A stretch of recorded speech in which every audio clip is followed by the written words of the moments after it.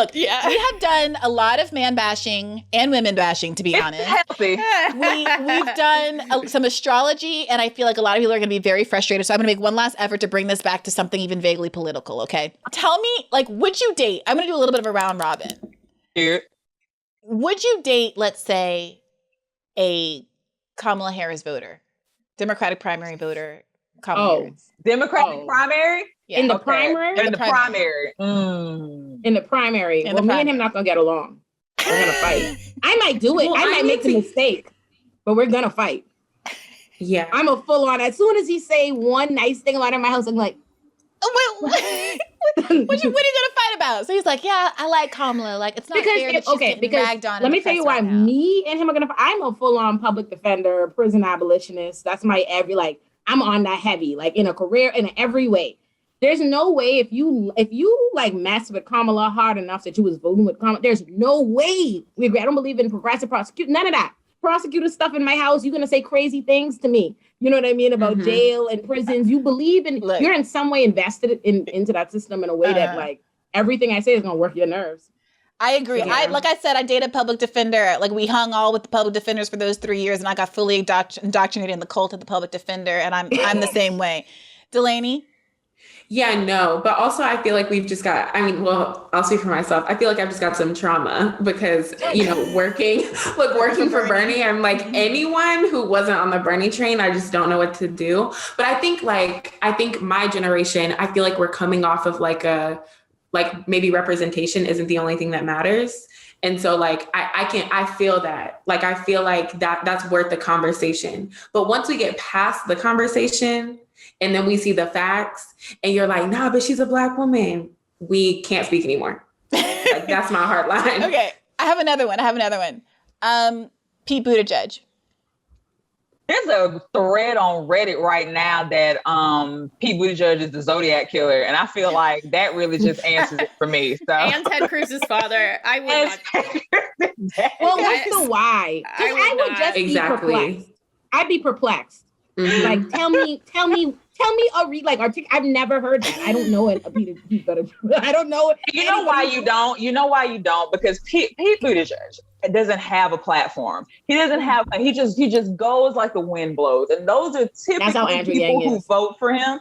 Same thing with Andrew Yang. They don't have a platform. They just go as the wind blows. Whatever sounds good on a sound bite, whatever sounds cute to play on MSNBC one day, whatever. Those are the type of people that gravitate towards him and Andrew Yang.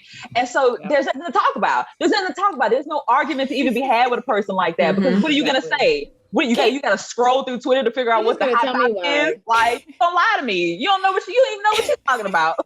Those are the people that read the article title, but don't not read the article. Itself. That's it. Oh, I don't want to be around you. I think be responding to the headline.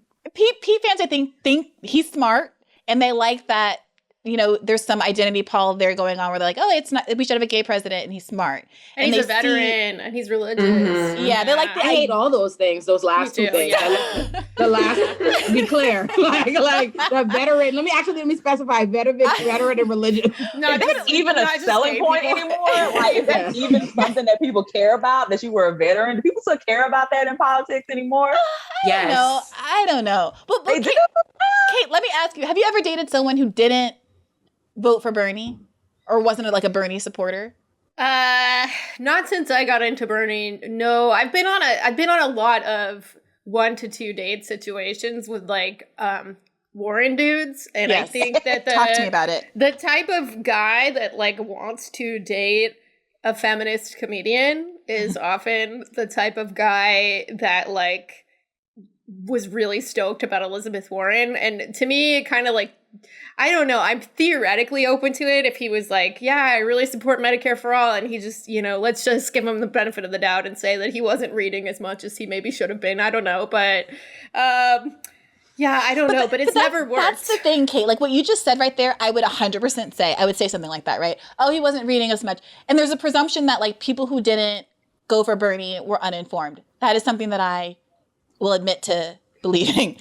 because objectively, he was just better than Elizabeth Warren in every respect. Also, okay, objectively, policy by policy. Change, objectively, climate change. Objectively, everything. Right? Yeah. But what I've discovered is in the context of a relationship, if I say something like that, which I think is based on knowledge and the fact that I'm informed and that, I don't know, I was literally the national press secretary for Bernie Sanders. You were. I think that should carry some weight, but my experience has been that, you think that your opinion is just always better than mine. You're not respecting my perspective. You're implying that I'm not as informed as you are. And I'm like, well, you are like very much not as informed as I am, because I just want to say again that I was the national press secretary for Bernie Sanders.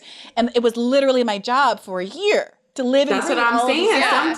We aren't here. That's what you got to start telling them, is that we're not the same. We're not the same. Yeah. I'm telling men that. I'm telling men that. I would never say, I would never tell a man I was dating that I believed myself to be substantially more informed than him, but I would say it on a podcast with a ton of listeners. Kate,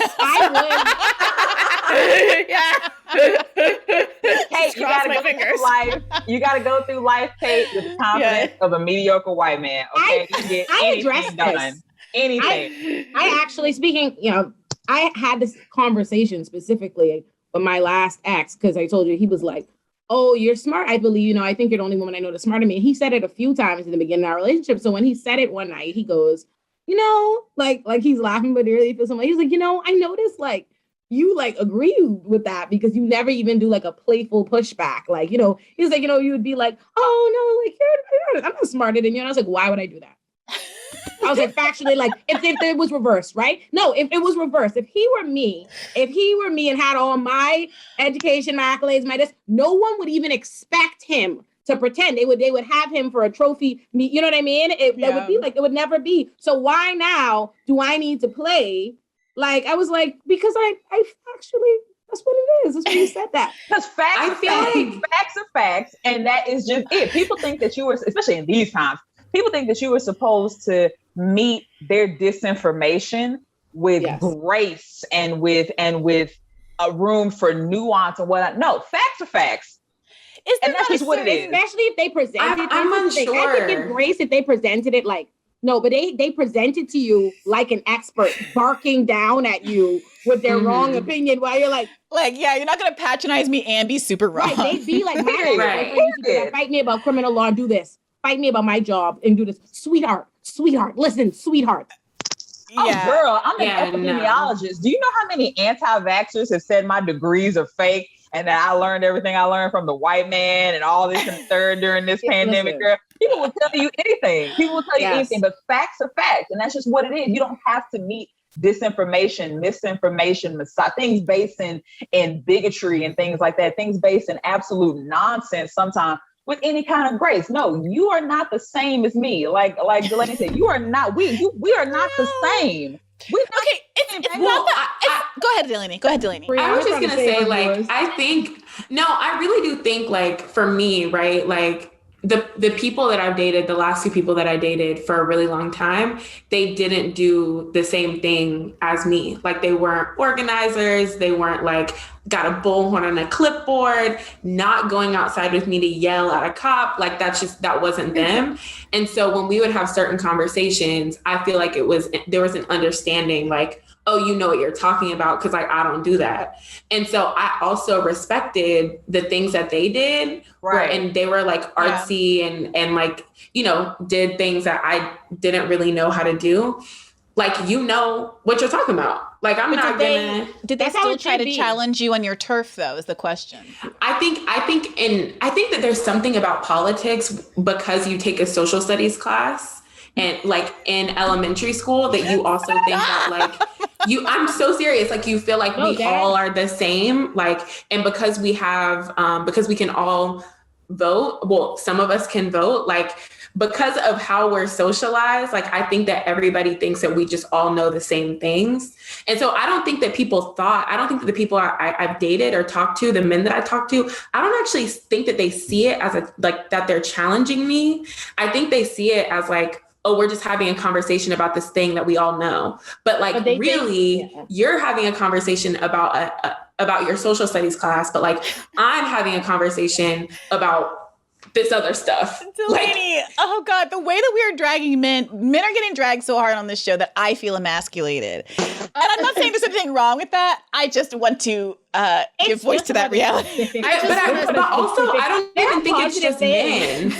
I don't think it's just men that do that. It's people that are not in the. I think that's a thing. I think Twitter is the perfect example of that. A place where people post out experts and stuff all day, you know what I mean, and be barking down or whatever. It's this idea that because you have a right to an opinion, that makes your opinion equal to mine, despite the fact. That's what the disconnect. It's like, you can talk, but like, you know what I mean? Like, I'm like, yo, as a criminal defense attorney, I'm not gonna weigh in. If I have like what Delaney just said, I respect my significant other or whatever. If that's what the last guy went on when he was talking about something about geopolitics, I didn't like go home, try to Google something right quick and start arguing with him with my like Wikipedia glance. And that's what they do a lot of the times. Like, because you said this is something that they feel insecure about, that you do this or it's in this particular lane. Let me ask you this then. Yeah. Let me ask you this question.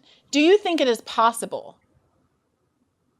Do you think it's a requirement, basically, is what we're saying, that a woman has to date a man that's smarter than her? Absolutely freaking not. I want to date somebody who doesn't do the same thing as me. That's what I don't want. I want somebody who, if I'm like... What people are saying is that even if you kind of have your separate spheres, there tends to be a tendency of men to come and try to encroach on what you're doing regardless. But they'll do that even if they're dumber than you. That's what I'm saying. They do that in all the capacities. But that's what I'm saying. Like, it's the solution to actually just date someone who is in fact smarter than you and actually challenges you. And if they have an opinion about what you do, maybe it's actually accurate and can inform your perspective on something. Smarter than you is a relative thing, though. That's a real subjective and thing. also, have you ever dated a man that feels Wait a minute. You guys are not even open to the idea of a man ever being smarter than you. Now, Briahna, that is not what I said. That is not what I said. That's not what I said. Wait, because we were talking about women being smarter than men. We're like, we're smarter. When it comes to men being smarter than you, you're like, it's intelligence is subjective, honestly.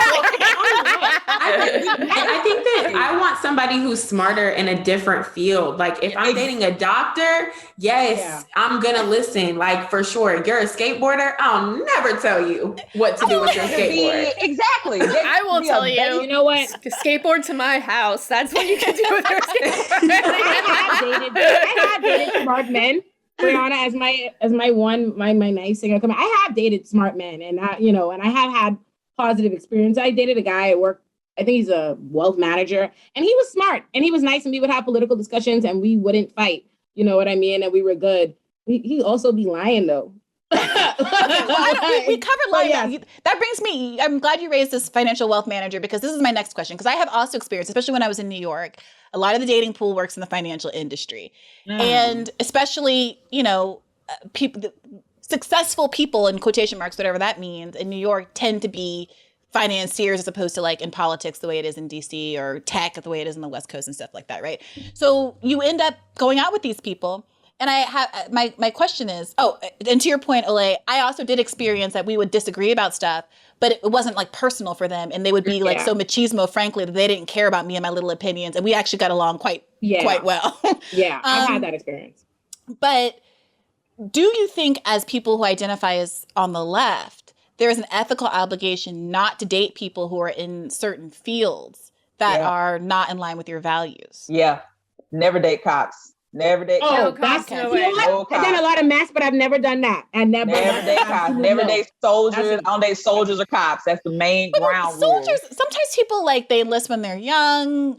People are misled. People have to pay for college and stuff. That. My brothers were soldiers. My daddy was a soldier. My granddaddy was a soldier. But I say this: my granddaddy and my daddy too. I had mentioned to someone before. I was adopted at birth. My parents were older when they adopted me. So my daddy was born in 1940.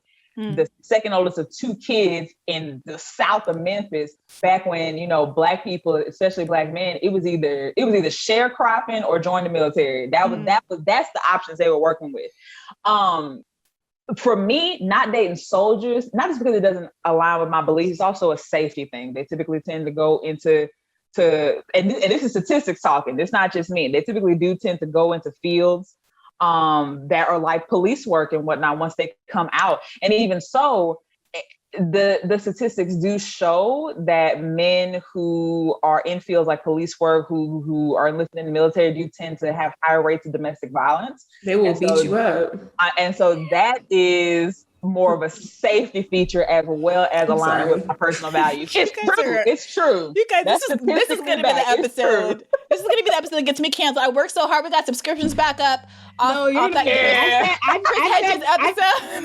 said to say that like in my head. I meant to just like affirm it in my brain because that is true. Edit it out. But if your listeners need the data behind it, I do this public health thing, and violence against women is a public health issue. Yes, we have an NPH. I don't know if people remember from the beginning of the episode. These are all qualified women speaking to the subject. Absolutely. Yeah. Go ahead. I would Kate. never date. An absolute no for me is I'm not dating a cop. I'm not dating a prosecutor. I'm not dating any of them. And they asked me, believe it or not, like everything that comes out of my mouth, my job, my everything is so averse. But in real life, in court, they love me. You said no prosecutors? I ain't with it. You said no prosecutors? No prosecutors. Yeah. Oh no. Yeah. No. When I was dating a public defender, I don't want to. Maybe I shouldn't. This is going to be Briahna, you're already here. Okay. Okay. When I was dating a public defender, one of my best friends from law school ended up, like many people from law school, going into finance and going in-house at a bank. Yeah. Around the same time, her partner, who was a public defender, was struggling to find a public defender job back in near where she lived, and so ended up switching sides and becoming a prosecutor, which my partner at the time thought to be just morally repugnant. It is. It is. And it put a strain on our couples gatherings because our lives had kind of taken us in these directions, and she's one of my best friends and I love her to death. It was complicated. It is. I mean, you have that. I have a friend, one of my close friends is a prosecutor, but he knows I tell him every day he's morally bankrupt. Every time he tells me something on the phone, every time he tells me something, I'm like, that's how you feel? You got something you stand on though, and you have to. Like I mentioned before we had started everything, like I run a nonprofit that gives resources directly to formerly incarcerated women. And I have all these degrees, I do all this work, but I'm also a formerly incarcerated woman. And so I just feel like if I'm going to stand on something, I'm going to say that, okay, this is a population of people that I want to help. I just feel like I can't really be siding with the ops at the same time, because what does that say? Exactly. What does that say about your integrity, your loyalty to, and your commitment to helping this population of people? What does that say? And you have to stand on something. And in fairness to those people, they deserve better than me. Like, they deserve better than a partner that's going to be in their house trying to get them fired, trying to get their job off. You know what I mean? Like, you deserve support. You deserve peace in your home. You're not going to get it dealing with me. And I know that my friend Marquise brought it to my attention last night that I'm the Black friend that be screaming about what the white man is doing. I didn't know. I didn't even know that was me, but that's what he said. And I was like, that's why my stuff be going the way it be going. Like, we're getting into, you know what I mean? What I think is just a random thought is like, I'm like watching Winnie the Pooh. Like, you notice how they treat Eeyore? I'm seeing a lot of myself in you, I gotta say. And I don't know how to feel about it, but I'm seeing a lot of myself in you, and I'm gonna do some introspection. I want to ask Kate, Ole, you said you dated someone in the financial industry. Yes. Is that off? Are these people off the table? Because we talked about the criminal justice folks. No, I feel like me and those, like, when I've dated men that work in finance, I feel like we actually don't really have much. But that's not the question. That's not, do you get along? Are they off the table? There's an ethical obligation not to date these people who are like hedge fund managers and stuff like that. Because like the extreme level capitalism? Yes, extreme capitalism dudes. I could be. Here's the thing: they have nice apartments. My answer. They have headboards. The guy went out last week. The guy I went out with last week lived by Central Park. I'm so broke, I didn't even notice they had apartments there. It's never even crossed my mind that you could live by Central Park. He said it, you know, when people have money, like they talk like they just do money stuff. He was on a date, he was like, oh, you know, when I moved back to New York City, because I was like, oh, I love plants, I have a lot of plants in my apartment. This is how rich money follows up to that. I said, I love a lot of plants. He was like, yeah, you know, I love the outdoors. When I moved back to New York City, it was really important to me that I have greenery. So I had to live by Central Park. I was like, what? You just, I want to live by Central Park, so I will. Right. I went in that apartment. It looked like Mad Men. I literally told him, I was like, yo, you know how in media, everything is in New York City, but it's a whole different storyline, place, different world, everything you watch, movie shows. If I normally live in Living Single, I'm in Gossip Girl and I don't know what to do here. Like, I feel like I'm in Mad Men or Gossip Girl. But so Olay, so what are we saying then? Like, are we going to draw the line at prosecutors when some guy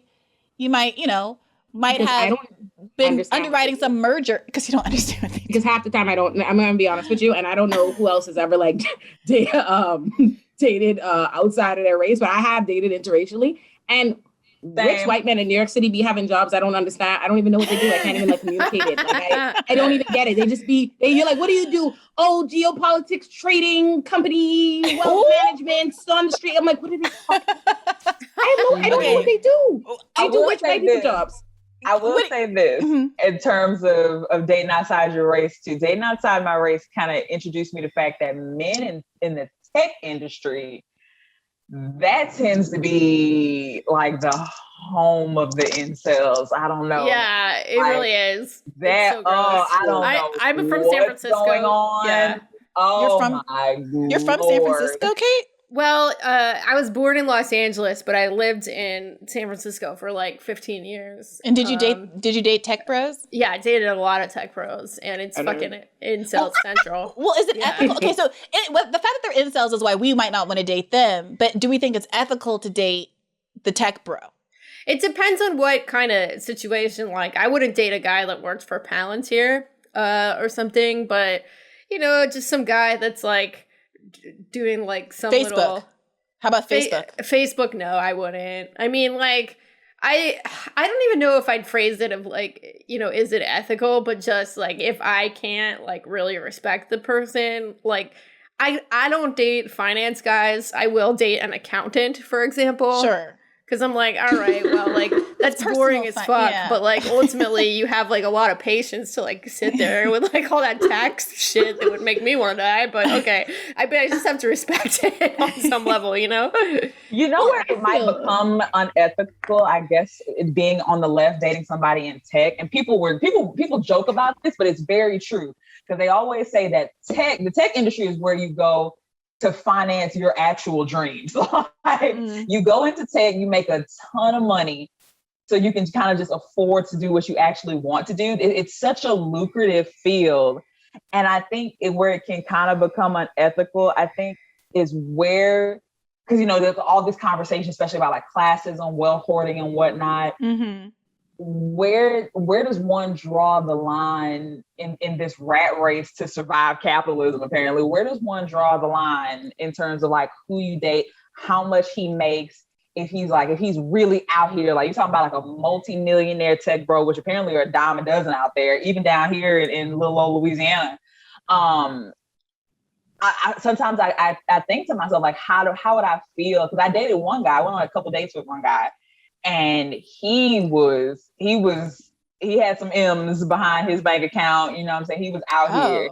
And I thought finding these. I never encounter wealthy people. Normally, I feel like I date strictly rich. Oh, come on. I heard myself running back. Girl. Okay. So, because here's what I want to say about these tech bros and even some of these financial people is that my experience, and this could be that I'm overly sympathetic to this crew because so many of them I went to school with, and it was like before they became the tech bro, they were just so-and-so from the sophomore dorm or whatever. And I know what my political evolution was like. And there's a part of me that thinks, well, some of these people who work for these companies are just deeply naive. They graduated from these schools where they're used to jumping through these achievement hoops. And the achievement hoop that was hung out there was working for some bank or some consulting firm or some tech company. And they blindly jumped through it at age 21. And now they're in this career, and maybe they've evolved, but they haven't managed to escape yet. Or maybe I could be a part of that evolution. And I guess a part of me is like, oh, I'm gonna influence them out of this, or like I can change him. I can change him. Not you won't build a man. We just talked about building a man. Here you go. That's what's happening over Here you go. Who am I supposed to date? You can't raise a man. QK Michelle. You guys are telling me we can't date men that are smarter, that dumber than us. We can't. Nobody said that. You can't date a dummy. I said I can't be kind to a dummy. I said, smarter than me is a relative term. It's relative to the industry. It's relative. But like, look, honestly, like sometimes I look around. I was having this conversation. I need to not say who I'm having. I was having this conversation recently, and the person was saying I was being overly pessimistic and stuff. And I was like, well, no, I think I'm being pragmatic because look around. Even if I had a catalog of every man that I know of in the internet, right? Like, just let's pretend I could point in a book and date any celebrity, any rich, famous person, whatever I wanted, handsome, anything. And I had this book in front of me. Who on earth is it that I'm picking? Who would you pick for yourself, even if you had every option in the world? Hey, YouTube, don't forget this is a podcast. To get full episodes, including ones that are behind a paywall, go to patreon.com/badfaithpodcast. To get more episodes, please do subscribe to this channel, hit the notification bell, and like this video.